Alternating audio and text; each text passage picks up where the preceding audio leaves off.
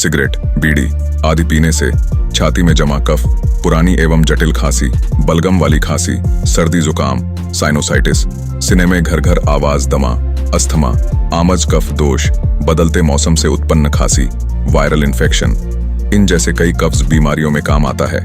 अडुलसा तुलसी और शहद से बना रुजल कफ सिरप ऑर्डर करने के लिए एवं अधिक जानकारी के लिए हमारी वेबसाइट ruzelhealth.com पर जाएं और चैनल को लाइक, शेयर, सब्सक्राइब करना ना भूलें।